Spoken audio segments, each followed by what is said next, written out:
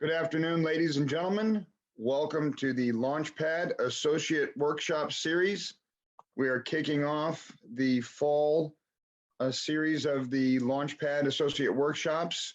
The Associate Workshops are an 8-week interactive presentation on all the levels encompassed in the Level 1 program for the Golf Professional Training Program in the PGM program. We are very excited and honored to have Quay Sobotka presenting this afternoon. Quay is an assistant professional at La Jolla Country Club down in San Diego. One of the wonderful things about the LaunchPad Associate Workshops is it really has become a support system and a networking and mentorship platform for Level 1 associates that spans beyond not just the Southern California section of the PGA, but the Southwest section, the Northern California section as well. And there may even be some Aloha guys on here as we do market the LaunchPad and make it available to all of the sections in District 11. Quay, thank you very much for joining us this afternoon. How are you? Welcome to the LaunchPad. Thank you for having me. Thank you, sir. Thank you. I guess we'll get started. Yeah, you're going to get started, but just for any of the associates that are on today's webcast, this is I believe this is the 4th session that we've undergone, and it's been an evolving workshop, and the success and you get the most out of it the more you interact. So please feel free to raise your hand, take yourself off mute, ask Quay direct questions, ask the group direct questions. This is an interactive forum. We're not just talking heads. So as part of this LaunchPad presentation that Quay's doing, we are recording it, and we will send out the YouTube recording of his slide deck and the 45-minute session. In addition to sending that out, we will have Quay's contact information on there, as well as Tom Parker's, Tom's son, and myself. I'm John Kulo, just so that we can be available, because fostering the networking aspect of this interactive workshop is really arguably the most important aspect of it beyond the content. People are it's just like when you join a gym, you're a lot more likely to succeed through a certain period if you've got someone doing it with you. If you got multiple people doing it with you. When you're on your own, it's easy to kind of fall off and fall behind when you're not being held accountable by your peers. And that's really the biggest success element in the LaunchPad that we've seen over the last 2 years. And again, Quay, thank you very much for volunteering your time to put together a presentation and come on and present. Thank you very much. It's all yours. Thank you, John. We'll get right into it. This is the career enhancement section of the portfolio. There's 3 main lessons. The first one is building and representing a diverse skill set. The second lesson is advancing in a career in golf. And the third lesson deals with accepting job offers and kind of negotiating. But before we get into it, there we go. Yeah, like I was saying, these are the 3 main chapters. There are, I believe, 3 activities that go along with this section of the portfolio. There's a personal development summary. There is the personal development summary, which gets into the first lesson, which is a lot about your interests, your strengths, your weaknesses, kind of targets you want to achieve in terms of development. There is an interview of one of your supervising professionals. And then it goes into a lot of resume building and kind of updating your resume. And then there is a goal plan part of this section deals with setting goals and setting targets and creating a plan to kind of achieve those. But a little introduction of who I am. I'm a second generation golf professional. My grandfather was a head golf pro at Arizona Country Club. I got into golf playing with so back then the golf pros were the TaylorMade, they were the Callaway, they were the Srixon Cleveland, and whenever I was 13 or so, I was gifted a set of clubs that he built for his wife at the time. And I just kind of fell in love with the game. Going through that, I wasn't really in the golf industry until very recently. I worked as a haberdasher, which is a nice word of saying custom clothes, high-end retail, kind of that industry. Just recently, like I was saying, got into the golf industry. Just made a big career move, just jumped in with 2 feet, joined the program probably less than a year and a half ago, worked at a small club in outside services, had an opportunity to move out here, was calling anyone and everyone, trying to get a job out here. I was fortunate enough to speak on the phone with the head pro at La Jolla Country Club, Clint Whitehill, and he had 2 positions, and me and one of my best friends packed all our stuff and drove out here, worked outside service for about 9 months, getting through the first level. And then there was an opportunity when one of the assistant pros ended up kind of going for his dreams and trying to play tournaments. And I asked to interview. I went through the whole interview process, and I was fortunate to get the job. La Jolla Country Club is it's private equity for a country club. There's about 450 members. We do 2 to 3 tournaments a week. It's pretty busy right now. We're doing a lot of renovations and building new things, and it's a really good experience. I've learned a lot. I try and learn every day. Any time I get a chance to get the GM's ear or the head super's ear, I just try and talk to them and learn as much as I can about the industry. And that kind of leads into what we were talking about in this section. So the first lesson is the career planning process, and there's 4 main parts of it. It's evaluating yourself, your strengths, your weaknesses, your interests, exploring the industry as a career, different options, developing a plan, and then putting that plan into action. So evaluating yourself, you know, we all have our own different interests. We all have our own different visions. Like, for example, facilities have an overall vision of what they want their facility to be, and they make goals to try and achieve those. You need to have a vision for yourself. You need to think about in the future where you want to be 5, 10 years, 20 years down the road. And your visions are usually pretty stagnant. They are changing once you learn more about the industry, but having ongoing evaluations of yourself and reflections of what you want to be, kind of what your strengths are, what your weaknesses are. That's something that should be happening throughout your whole course, your whole career in the PGA.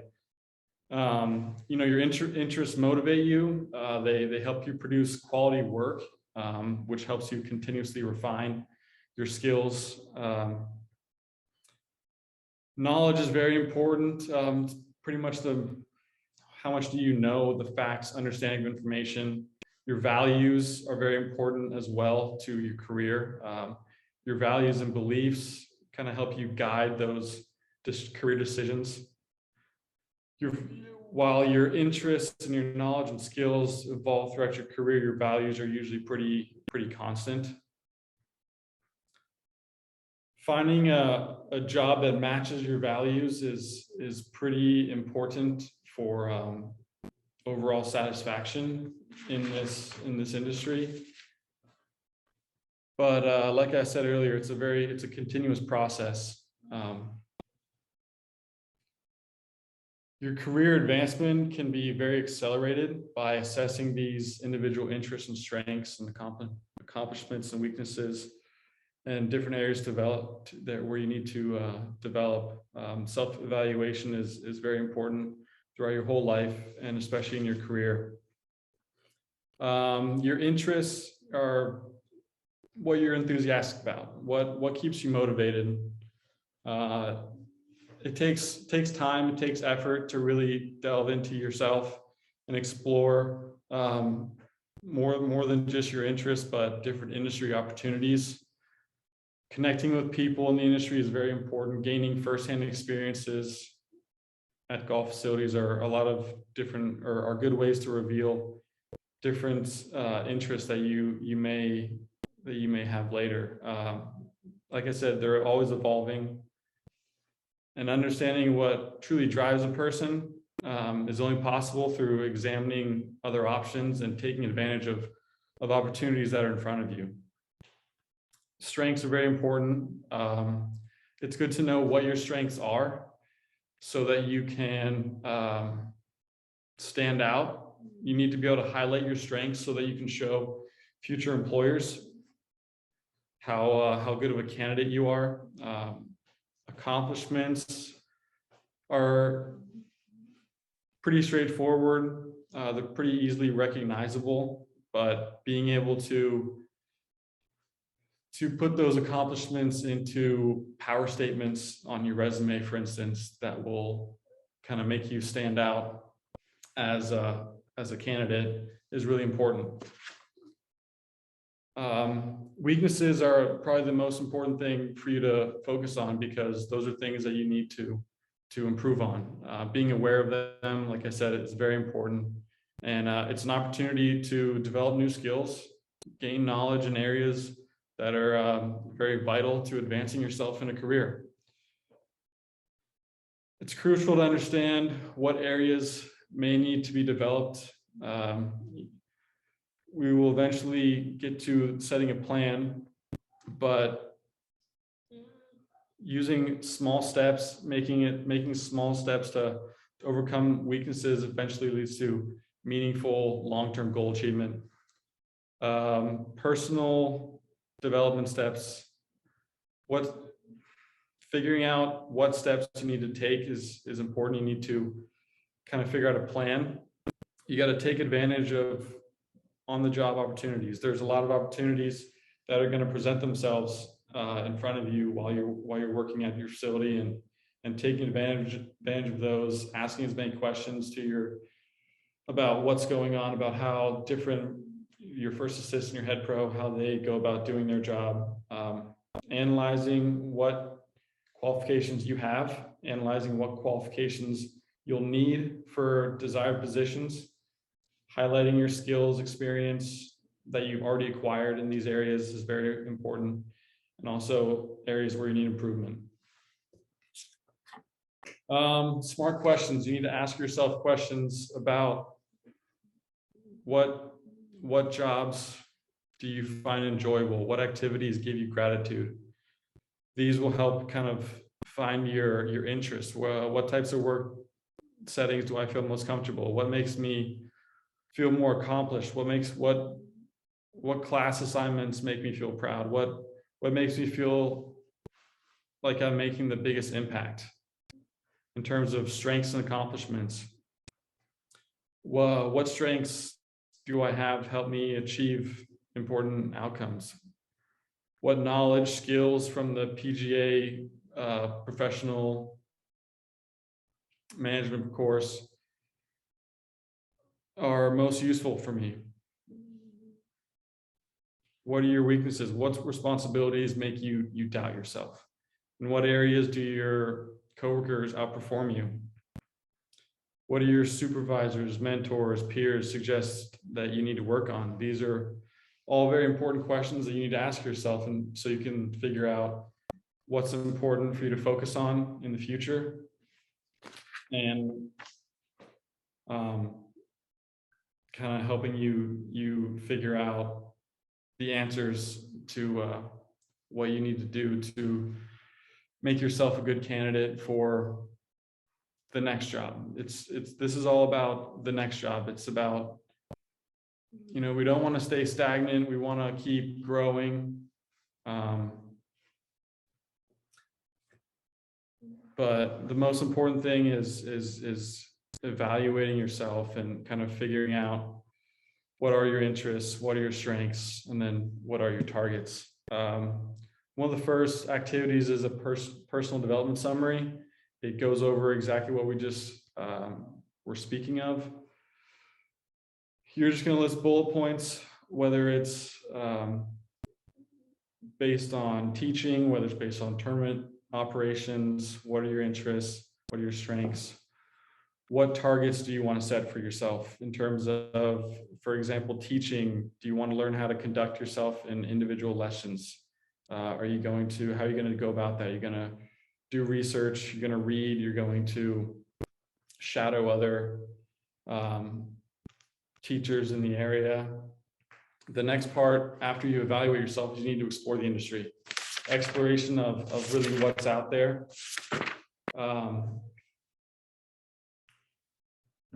Before you apply to certain positions, you want to understand that you need to align, you need to figure out what your vision is and need to find employment opportunities that kind of align with those. Exploring career opportunities will help you understand the diverse nature of the industry, which will help you evaluate your own personal interests so you can find the correct position for yourself. It's a very big industry. It employs nearly 2 million people annually. There's a number of golf industry opportunities that are out there. It's very vast. It's anywhere from general management, it's marketing, it's being a college coach, being a rules official, running PGA Tour tournaments, being a golf instructor, et cetera, et cetera. Head pros have different responsibilities depending on which facility they're at. It's important to explore how different facilities differ in terms of responsibilities. A head pro at a private country club is not necessarily worried about revenue or rounds, where a resort course, their bottom line is to make a profit, and they need to get as many rounds in as possible, but without really hurting the customer experience. It's a service industry that we're in, and aside from making enough money to sustain ourselves, what's really important is to make sure that the service level is always kind of at the top. In terms of exploring, they talk about career ladders and career lattices. That's basically the trajectory that you take. Is it going to be very direct? A career ladder is a lot like what it talks about. It goes from, first assistant, second assistant, first assistant, head golf pro, director of golf, general manager, where a career lattice kind of winds back and forth. You could go from a second assistant to a retail assistant to a first assistant, tournament director, then teaching. There's a lot of different avenues that you can travel down to kind of get where you want to be.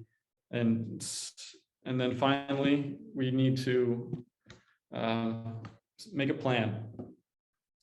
You got to figure out what your weaknesses are. You got to figure out how you can turn those weaknesses into strengths. How can you grow and expand your skills? Do you want to become a better teacher? How can you do that? You need to go through, there's a lot of great teachers around us. You can go through the PGA.org and find a lot of teachers in your area. You can get their contact information. You can reach out to them. You can ask to shadow them, for instance. Just call them up, say, you guys, do you have time where I could come shadow you for a lesson? More than likely, they're going to be very helpful. As I've learned throughout the PGA, a lot of people in this industry are very helpful. Looks like we're I'm moving a little slow, so I will try and speed things up a little bit. So we got to make a plan. What are your short-term goals? What are your long-term goals? You need to create a vision. Visualize a successful and fulfilling career. A vision statement, a lot of industries have those, but it gives a description of your ideal future. It provides direction in your career. Setting appropriate short-term and long-term goals is easier with the picture in mind. They may change, which is fine, but revisiting them often is important so that you can stay on track and continue to build yourself. Yeah, like I said, reevaluating goals, if they lose importance, is also important. What are core skills? What are golf-related skills? Here's things that you need to think about. Core skills in terms of what most employers want versus golf-related skills, which is more directed towards our specific industry. So you got to strengthen your skills. You got to build market value. You got to build your value as a professional.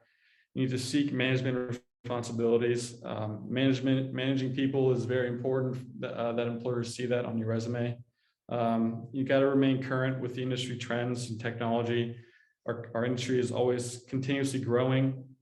You need to communicate your goals to your employer so that they know where you want to be, so that they have an opportunity to help you kind of get there.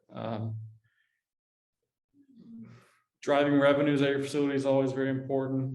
If you can be successful at your facility to drive revenues, that will always look good on a resume, so you can get the next job, and you'll be a very soft candidate in terms of growing and kind of moving on to the next job for you. So these goals need to be what they call SMART goals: specific, meaningful, achievable, realistic, time-oriented.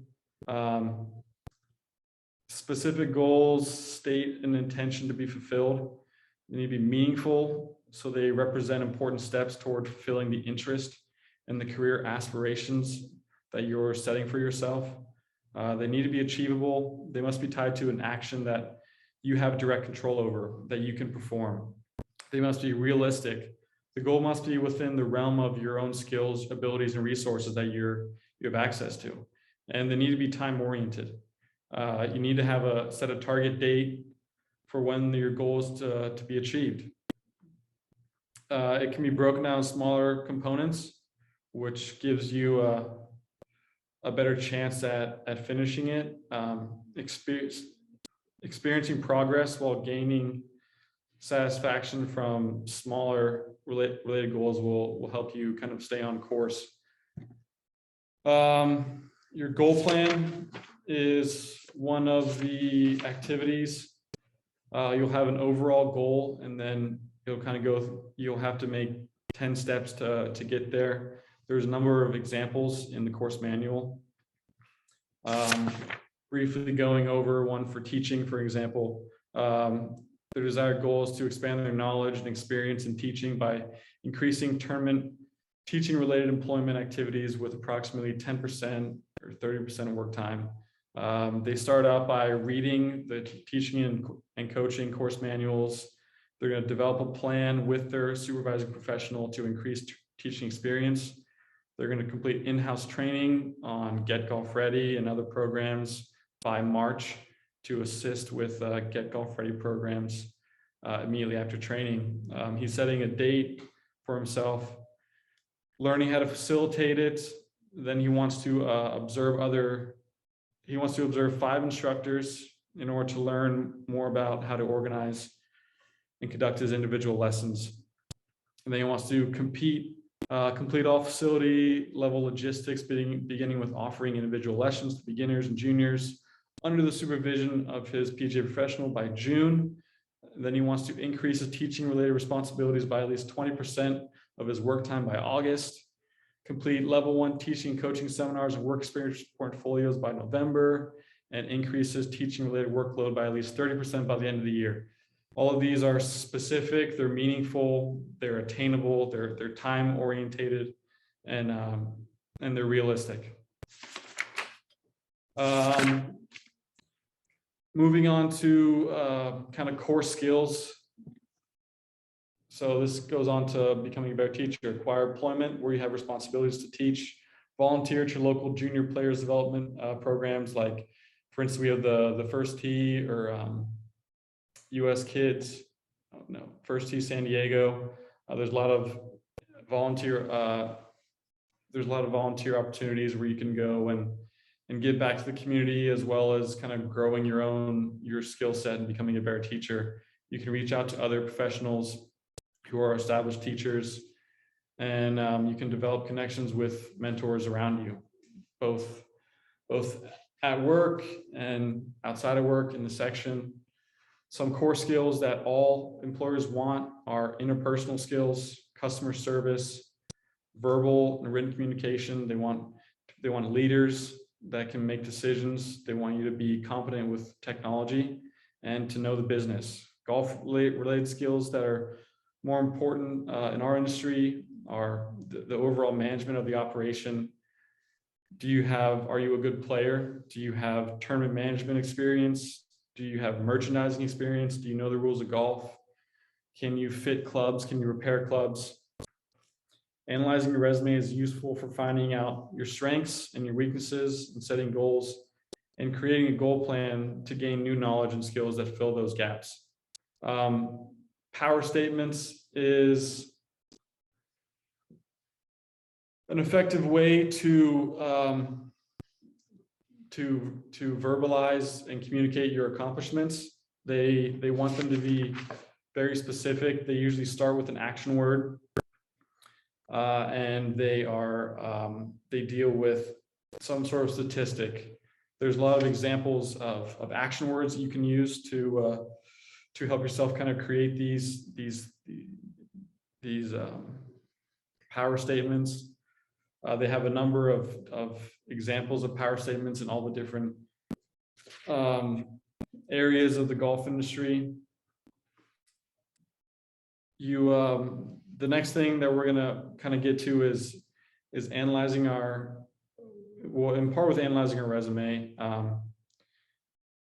You need to find out, okay, in knowing our current skills that we represent, and knowing our weaknesses, we need to build a resume so that we can be the most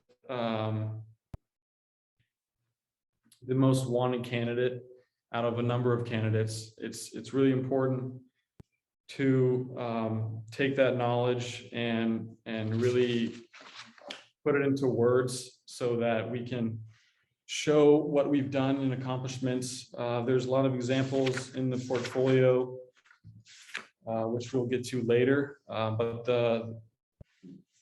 the final step in this career planning process is putting it to action. Guidance from other industry professionals and peers can lead you in the right direction. They can keep you accountable, keep you on track. Your supervising professionals have experience that you don't have, and they're available to you every day you're at work in the workplace. And they can also help you evaluate whether you're learning new skills and you're actually working towards those goals. Asking for guidance is very important. Some ways that they can help you is they can kind of keep you on track with your weekly plan. They can match work experience that you've learned in the portfolio with on-the-job responsibilities, which is going to foster more learning.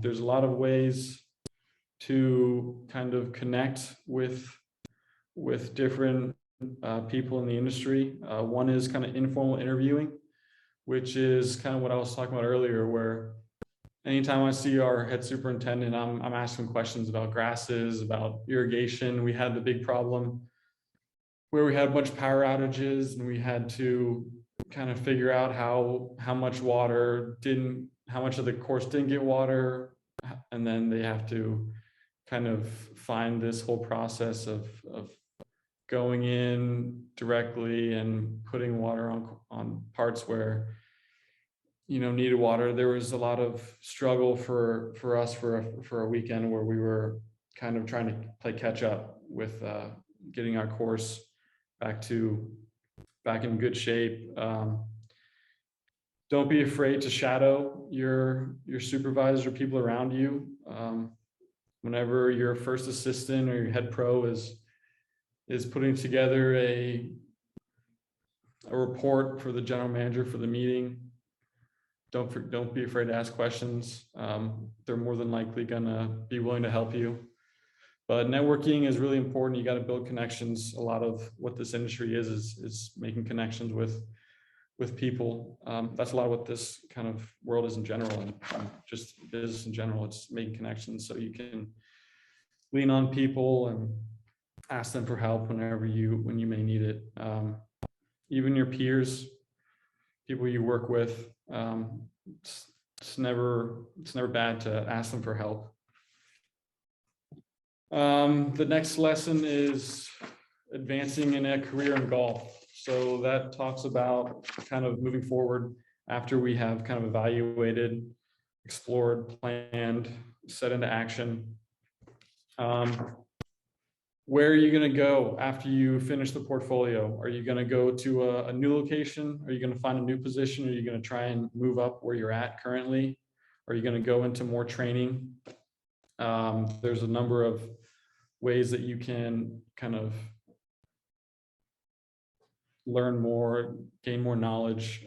In terms of resume building, your resume is a working document that's always changing throughout your career. It indicates educational and professional advancement to demonstrate your value and your impact at a facility. We talked about power statements. There's a couple good samples of what a job description looks like at different facilities. There's a number of examples of what resumes look like for different people in the industry. In terms of power statements, they should be short, concise, bullet points. You should begin each point with power verb. They should be results based, and they should be quantifiable. Percentages, how much money, revenue, number of rounds. There's an example of merchandising one for you. I increased hard goods sales by 23% by offering 3 more demo days. So a lot of these, what they want to see is it's more of putting your accomplishments into quantifiable statements. They don't need to be very long or wordy, but they need to show your knowledge and your skills and how you did them. More often than not, these power statements will show an accomplishment, but they won't always be showing what skills it took to kind of figure that out. So you may have these power statements, but when you're being interviewed, they're going to ask you, what skills did it take for you to accomplish this? And you need to be able to communicate those very effectively in the interviews. One thing you need to assess after your resume is your interviewing skills. Not everyone's a good interviewer. Not everyone is good at talking in public, talking under pressure. But there's a few, your first impression is very important in an interview. Were you dressed appropriately? Did you make a good first impression? Did you maintain eye contact? Did you have good posture, body language? Did you communicate well? Were you very warm? Were you outgoing? In terms of knowledge in an interview, did you show compassion? Did you show enthusiasm? Did you answer your questions thoroughly and concisely? You don't need to be very wordy and run on. Did you demonstrate facility knowledge? I know my head professional, when he would go to an interview, he would have a packet. Sorry, one moment. Excuse me. I have this room reserved. Yeah. for the moment? Perfect. Can you just close that for me? Thank you. He would bring in supporting documents about his facility and what his facility did in terms of rounds, in terms of revenue. He would have a lot of supporting documents to utilize to make himself more to show his value to the facility that he's working at or he's interviewing for. And then closing the interview is very important. You need to ask for the job if you want it. And then apart from this, we need to understand your value as a professional. This is a little display of what the desired abilities are for golf professionals. Are you a team player? Are you helping others? Are you being cooperative? Are you contributing to your team? Facilities want someone who can develop a budget, understand financial statements, provide analysis, and make appropriate and timely adjustments. Do you have a good work ethic? Your work ethic is usually a set of morals and principles that employees use throughout the job. Strong work ethic usually includes integrity, sense of responsibility, emphasis on quality, discipline, teamwork, and the heart of a servant. We are in the service industry, and you always have to remember that you want to try and provide the best service that you can for your customers. Are you a leader? Do you motivate people? A motivator is a very valuable asset for a facility. Are you visible? Being visible is very important as a head professional. You can't be locked in your office all day doing emails. You got to be out there greeting golfers. You got to be welcoming members. You got to be highly visible. It's a very high priority for your teams to see you out there making conversation. It's also a very common reason for being replaced if you're not visible. Are you adaptable? You got to be able to avoid complacency. Are you a good communicator? Can you produce daily, weekly, monthly summaries for your supervisors? There's templates that the PGA offers. PGA Professional Report template is available at pga.org. There's templates you can use to write reports for your facility, for your GMs. Can you make money for the company? If you can bring in revenue, you will definitely stand out. You will be sought after. Do you have good energy? Are you creative? When a person genuinely enjoys his or her work, they will continue to create ways to delight their guests, their customers, their members with unlimited energy and original ideas. A PGA professional also should utilize best practices that from other PGA professionals so that you can remain current on the cutting edge of the marketplace. Are you time oriented? Can you organize your time so that you can accomplish the most with the least amount of time?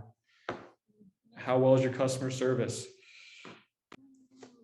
If you have good customer service, your golf staff will believe in you. You'll be able to provide. You'll have returning customers. It's very important. Can you manage the staff? Service levels are very important. Can you hire, recruit, and keep employees? Do you have good interpersonal skills? This is the ability to interact with other people at your facility, supervisors, vendors, customers, other department heads. Are you proficient in technology? Are you a good marketer? You got to be able to market yourself in your facility so that you can make money. It's very important to make money for your facility. And if you're not marketing well, you're not going to be reaching as many people as you may want to, or you may not be reaching your intended audience. You want to be reaching the people who will. Your intended audience is, anyway, it's a continuous process. There's a commitment that you must have to selling the facility so you can create dividends for the facility. Can you create player development programs? Can you bring in new golfers? This will increase rounds, participation, memberships, customer base. Are you a good teacher? All PGA professionals are expected to be able to teach the game, be able to grow the game, bring more people into the game. And even excellent teachers are constantly searching for new ways and strategies to practice. So strategies and practices so that they can succeed. And then lastly, are you a good player? You gotta be able to play golf so that you can talk about it. You got to be credible. If you can't play golf well, then how are they even going to listen to you? Are they going to take lessons from you? You got to be competitive. Got to play with members, got to play with customers. You got to maintain yourself as a player. You got to be confident on the golf course, which will give you, like I said, credibility in the workplace.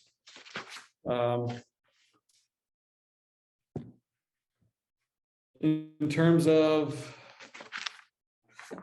job search, we're not quite here yet, but there are some ways that you can grow yourself. There are PGA certified programs. After you've completed all 3 levels, you can go on and get further education. They are programs that will kind of help you apply coursework from the program to your facility. And then after that, there's the PGA Master Professional Program. It's not something else you should look into if you want to kind of be at the top of your class. In terms of job searches, there are a number of ways to search for jobs. There's the career job boards that are on pga.org. You can upload your resume to job boards, which are viewable to a lot of facilities that are hiring. You can use career links. Career links notifies PGA professionals who are in management level positions. It shows them opportunities that meet their preferences. You can call your career consultants. A lot of facilities work with our PGA career consultants. They are the ones who are helping facilities find professionals. You can reach out to them to find out where the jobs are at. They can help you kind of analyze yourself, figure out what job is best for you. They're a very strong resource in terms of tips for resume writing, interviewing, negotiating, job descriptions, compensation, and so much more. And then if you may not have a lot of facility experience, you can use your work experience portfolio from this level 1 and level 2 and level 3 to kind of show that you have those skills because you've done them through teaching, coaching, merchandising, business management. This program is really designed to help not only people who necessarily have the opportunity, they're at clubs where they have a lot of access to information, but for people who may not necessarily not have access. If you're working at a local course and you're just checking people in, you may not have access to running a tournament or teaching or knowing how to merchandise something. And then networking is very important. When you do network, it's very important that you clearly state why you're reaching out to them. You need to present your information very efficiently. You don't need to waste their time. Their time is very valuable to them. And then when you talk to them, even if they can't help you necessarily, you always want to write them a thank you. You gotta always thank them for their time. Write them a thank you note. It's a personal touch that's really important in kind of growing your reputation. Your reputation is very important. You want to be able to act and be represented very professionally. The next part is in terms of job offers and career advancement. Before we get to that, whenever you are searching for jobs, you need to evaluate the facility that you're looking at. You need to find out which facilities best match your skills and your interests, because 2 facilities may be pretty similar in terms of rounds and location, but they may have different structures and different management styles. The teams may be different. Does one course give more lessons? Does one course offer more benefits? I mean, understanding what the facility is and kind of how they run is very important when you're making these decisions. In terms of job offers, this is assuming that we got the job, they've offered us the job, and then we're into the negotiation process. Usually, every offer needs to be carefully considered before accepting. It's very good to ask for some time to consider the offer, 24 or 48 hours, unless you're still talking over certain details or there's still details that need to be reviewed by both parties. Some things to pay attention: location of the facility, what is the job description, salary, benefits, people you're working with, your coworkers, your level of responsibility of the job, the challenges that this job will face, your long range potential for this job. Where can it take me in the future?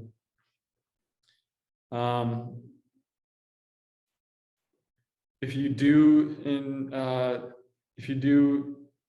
decline the offer, you need to explain yourself, tell them that it was a difficult decision to make, and then maybe give them a few reasons why you're not accepting it.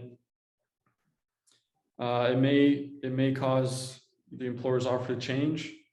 It may enter into further negotiations, but always thank them for their time. Write them a thank you letter. Handwritten thank you letters are very it's a dying thing with a lot of the younger people in these generations. Writing handwritten thank you letters every time you go play a course, every time someone lets you out at their course, bring a hat from your course or a nice bottle of wine or something to kind of offer your gratitude and your thanks. There's a lot of people that are willing to help you, and a little thank you kind of goes a long way. In terms of negotiating compensation, it's important to know what they have to offer. You want to go in there with the strategy. You need to know what you want. You need to know what they want. You want to know what they can offer.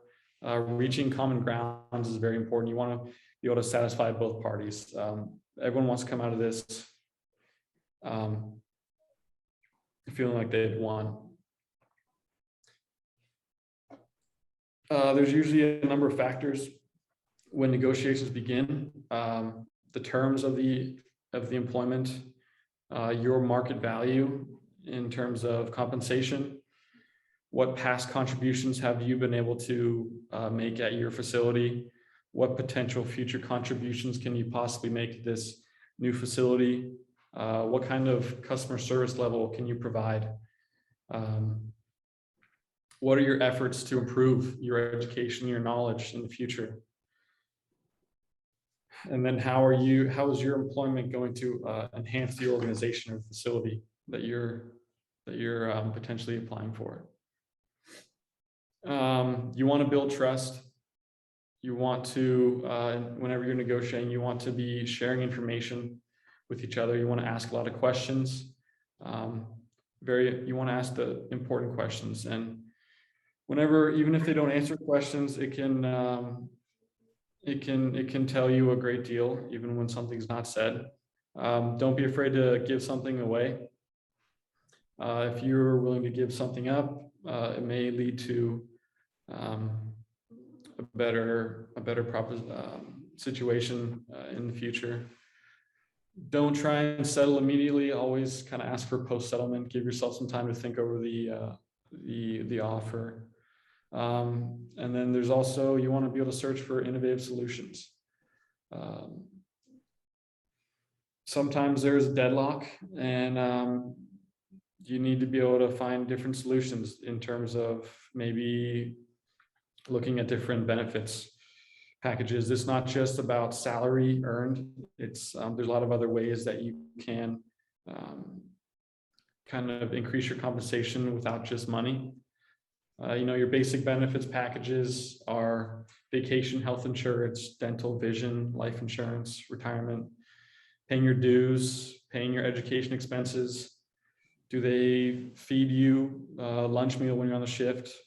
Can you use the facility for yourself and for your family? These should be specifically written in these contracts. It's very important to have it all in writing. Fringe benefits are housing expenses. There are a lot of clubs on the East Coast that will house PGA professionals. They will pay for their transportation. They'll pay for their tournaments. They'll give them clothing allowances. They will give them phone allowances. There'll be bonus and commission structures based on golf cart rentals, golf cart range fees. There are still some golf courses and head pros that own the golf cart fleet. They own the range balls. That's another way for you to possibly get compensation more than just a salary or a wage. Are there performance bonuses? How much of the lessons are you getting? How much of the lessons are going to the facility? How much time do you have to give lessons? And then they could also cover some of your expenses. There's a lot of pros that own the club or own the pro shop.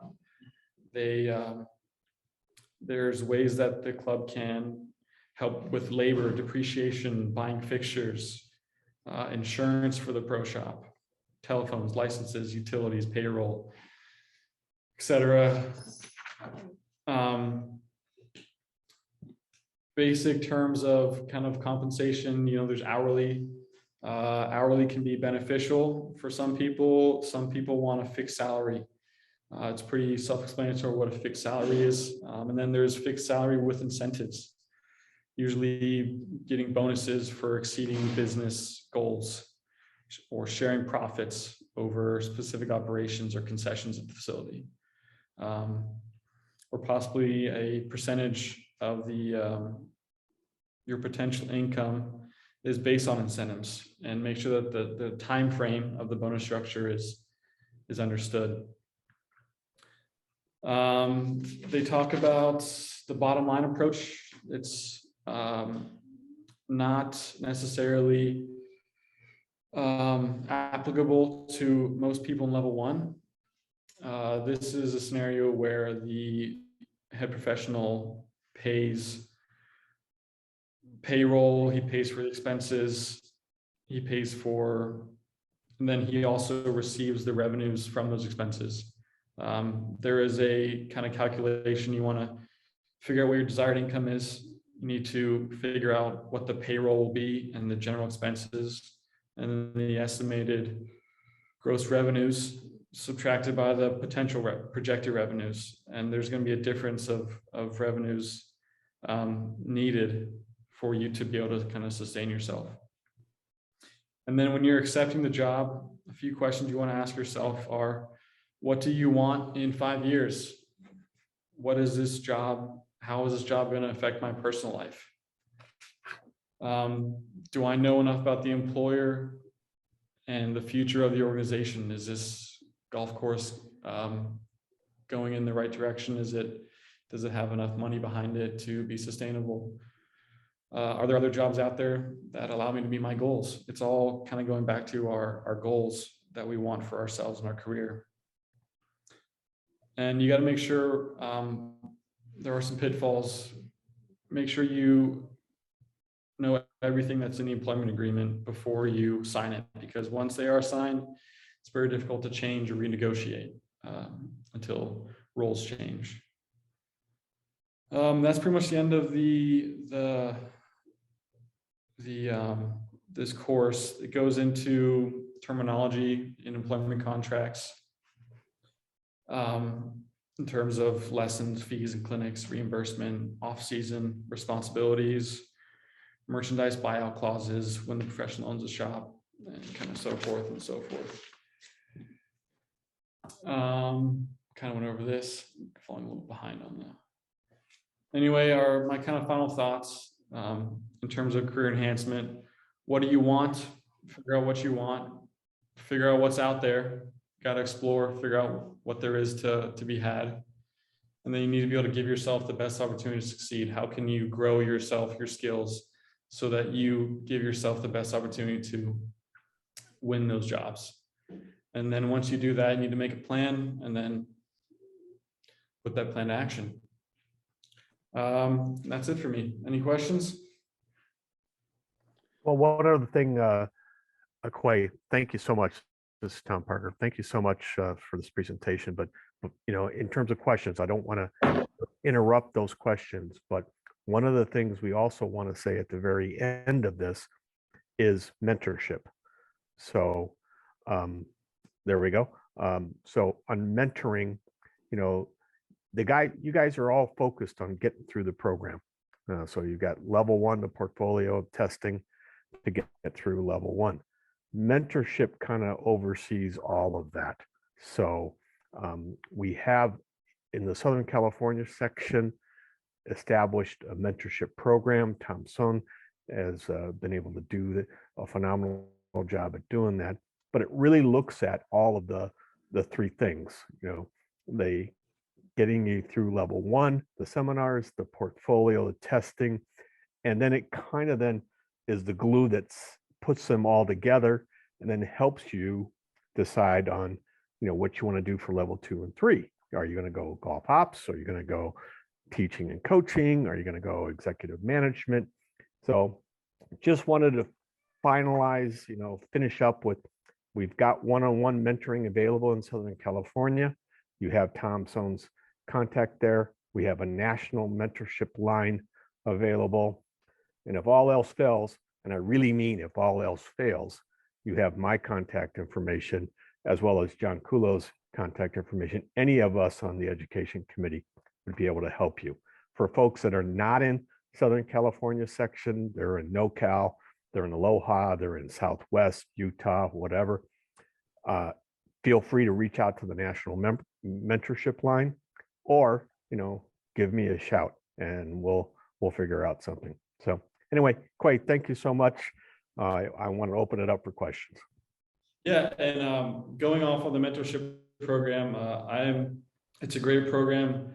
I'm in it. They set you up with someone who's kind of already been through level 1 pretty recently, and you get to meet up with them at least once a month, whether it's through a phone call or meeting up for a beer. And there's just someone to kind of keep you honest, keep you on task, making sure you're working your way through it. And there's also another organization, at least in our section, or maybe just in the San Diego chapter. It's a Road to Pro event that Nikki Pritchard has set up. It's once a month. We'll all get together and kind of play 9 holes. They'll put us in foursomes. We'll go play a nice course. I think this next month we're going to play Madeiras. And it's just a great way to meet people, talk to people in the industry, get new connections. There's usually a keynote speaker. I know Ed Winnicki has spoken at one of those. It's a great opportunity to make more connections. And like I said, what's really important in this industry is making those connections and networking and just trying to grow your tree of people who you can kind of call on to help you get through. Hey, Quay, John Kulo here. Can you talk about I think your story is so interesting and how you kind of just picked up and went from Chicago out to San Diego and got in the golf business. Can you talk, I believe it was, and correct me if I'm wrong, you were in outside services at La Jolla for 9 months before you moved inside. Is that correct? Yeah, yep. I worked in outside services for 9 months while I was going through my PGA level 1. A lot of times I would be sneaking inside of the pro shop, kind of asking the head pros on how they do this for tournament operations. Every time I was working on one of the portfolio sections, I would always be trying to ask and figure out how the pros that are around me do it, and different kind of ways to kind of grow my knowledge. But Well, it seemed. Oh, go ahead. No, I was just saying, I got lucky. I kind of got in the right place at the right time. And when I was there, I just tried to make myself stand out as someone who kind of wanted to become a head pro somewhere, or be a PGA professional. I was one of the few people who were working outside that was actually in the program, and making sure everyone, the head pro, the first assistant, they knew that I wanted to get to that next step. I wanted to keep growing and learning, was very helpful in my situation, because whenever the assistant pro left, whose job I took over, there was really no one else at the facility who was able to, or who they would be willing to bring inside and move up and kind of help. I mean, yeah. Well, it seems like, I was going to ask a follow-up question to that, and you kind of answered it. It seems like, obviously you established yourself as an individual in the outside services that was hungry. I love using that term, hungry. You were hungry to learn as much as you can. You were the squeaky wheel, and the squeaky wheel always gets the grease. You were making yourself available. You wanted to learn this. It's no wonder that when La Jolla did have an assistant pro move on, that in this world that we live in now, where it's like there's a shortage of people that are interested in getting in this business that are outside the club that you work at. It seems to me that the success lies in cultivating first and foremost the interested professionals that you have that are there on property, especially when they are so eager and so vocal to learn as much as they can and take as much as they can from the PGA professionals that are on site. My question was, long story short, what were some of the ways that you established yourself and got on that radar? Because I'm sure at La Jolla, you were probably working outside with probably as many as 15 other individuals. And granted that, a lot of them were not career oriented, they're just part-time jobs and whatnot. But I'm sure there was competition out there with you in terms of who they were considering about moving inside. What did you do, in addition to the things that you've already highlighted? What did you do to establish yourself as the best fit to bring from the outside services into the golf operation inside? It was a few things. The one is trying to be the best worker out there, the hardest worker out there. Knowing everyone's name, knowing all the members, every time a guest or a member comes up, greeting them, asking them, kind of trying to give them the best service that you can. In a sense, hey, have you ever played here before? And then it kind of leads on to a conversation as you're kind of walking them up to the staging area, and you're giving them some tips on the greens and kind of directing them where to go. Being visible was really important. Knowing all the members, having the members know you. It is a very private facility, and customer service is very high on the level of importance there. Kind of being in that situation was very helpful in terms of, if they were going to bring somebody in from outside, it would be much harder and a much longer process for them to get acclimated. I had already known everyone. It was a very easy transition for me to move inside. And then aside from that, the other thing is just trying to push through my level 1 portfolio as quickly as I could, and being very visible doing it. In terms of the tournament operations part of it, I basically shadowed one of our first assistant whenever she was putting on it. It's one of our biggest ladies member guests of the year, is our crown jewel. And I pretty much shadowed her for the entire tournament, in terms of building the budget, building the roster. She has this massive Excel Excel report, I guess, with custom scorecards and it's just massive.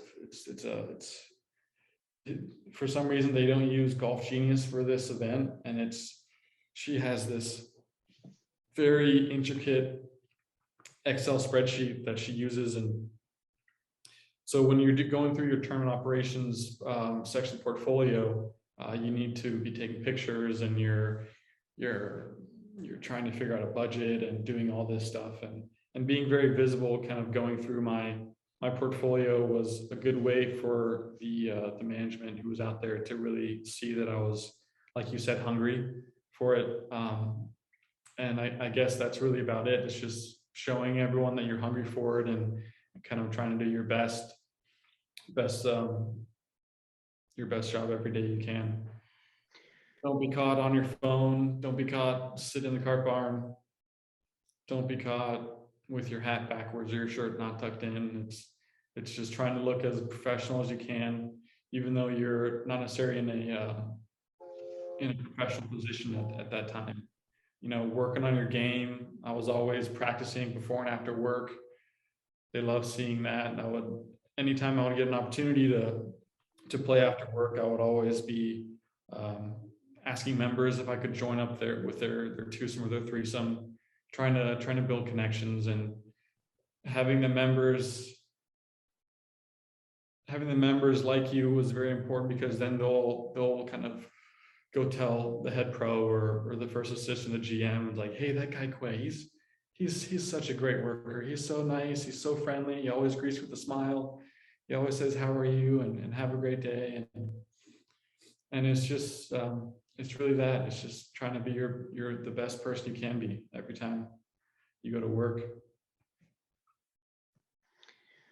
Well, that's great. And since this is career enhancement, and Ed, Ed and I have been texting back and forth a little bit. I hate to put you on the spot here, but do you have any insight you want to share? Not directly related to Quay, but just for the associates that are on the webcast pertaining to career enhancement? Yeah, John, thanks for having me. And Quay, great job. It's not easy to be distracted. You know, one of the things I'll add to a lot of things you said today, and really nice presentation I'll add, is adaptability. And, you know, you were caught off guard there when someone kind of interrupted your presentation, and you kept rolling with it. And, you know, it's not easy to do that. And that's what happens every day as a golf professional, is we get sidetracked with this and that and so on and so forth. And I truly believe that when I look at candidates and I'm doing interviews with clubs and helping them hire, you know, how they adapt to a situation. So, you know, and if you're adaptable in our business, you're going to survive, and you're going to thrive, and you're going to be successful, because it changes, and it changes a lot. And all the things you put in there and you said are very important. So kudos to you for putting on this presentation. Anybody here that's going through this, it's not a long road, and you've got a lot of help. And I want to thank the section. Tom Parker, thanks for all your input and what you do too. Very valuable. Tom's son, John Kulo, all leaders in our industry. Quay and I have developed a great relationship over the last year, and I'll tell you that he's a rising star, and everybody on this video is a rising star. And I'll add to that too, John. I appreciate you giving me a couple minutes here. That if you're not on today, that's okay, because we have busy schedules. But I know that everybody that watches this in the future is doing it because they want to learn, they want to get better, and they want to take this information so that they can not only get through the program, but they can network and meet more people and get involved. So everything that was said today was very helpful and very valuable. And my information is on the website for the SCPGA website. So please feel free to reach out to me. And for anything, any day. My joke is, and I would say the same I could speak for John Kulo and Tom's son. It's not about if you need help with something. It's about if you want to pick up a phone and call us for whatever. I said, I'll help any professional at any time. I'm not going to help you move or wash windows. Other than that, I'm here for you. And I can say John Kulo's the same way. Tom's son's the same way. Quay, you've already stepped into that role. Kudos to you for how fast you're moving up your career. We're here to help you. The section staff is here to help you. And John, thanks for giving me a couple minutes. Just these launch pads and these situations here and this education is invaluable. So thank you all for putting it on and doing such a great job. One thing thank you, Ed. And thank you, Quay. One thing I would like to add, please reach out to your career consultants. I reached out to Ed Winnicki whenever I was applying for the assistant professional position at La Jolla Country Club, and he was a wonderful help. He sent me some sample resumes to.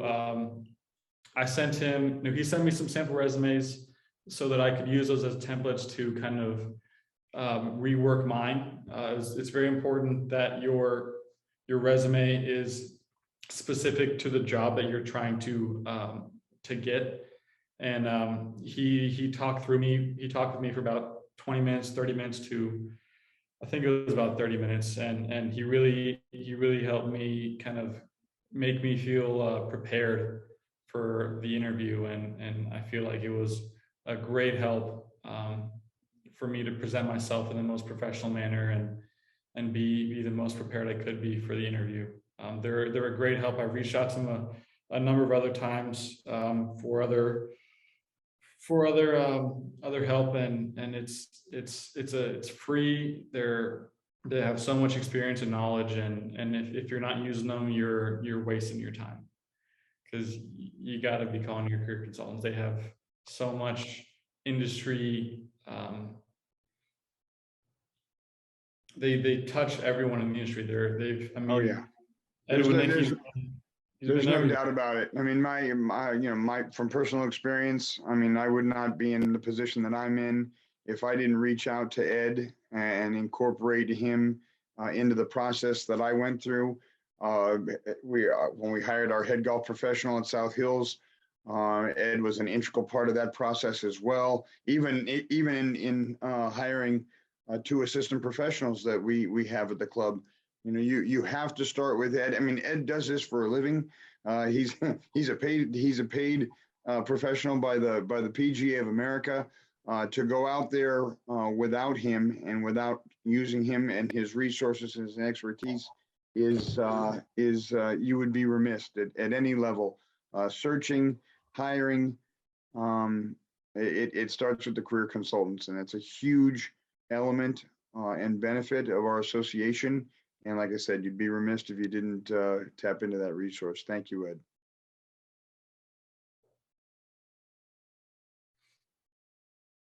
Quay, any parting statements? We've gone over, actually, it's great that it was interactive like this. We've gone over by about 15 minutes. Quay, if you don't have anything else, just to sum up, we are recording this. I'll send out in the morning an email acknowledging and thanking Quay for his time. It'll also have the YouTube link for this afternoon's LaunchPad. Now, again, we're going to do this for the next 8 weeks, a different segment each Monday at 4 p.m. Pacific. Thanks for joining us, and keep in touch. Thank you, everybody. Have a great evening. I'll leave you with one of my favorite quotes that pertains to both the golf game itself and also just in life. It's from the late great Henry Ford. If you think you can or you think you can't, you're right. Always believe in yourself. Love that. Thank you, Quay. Take care, everybody. Thank you, everybody.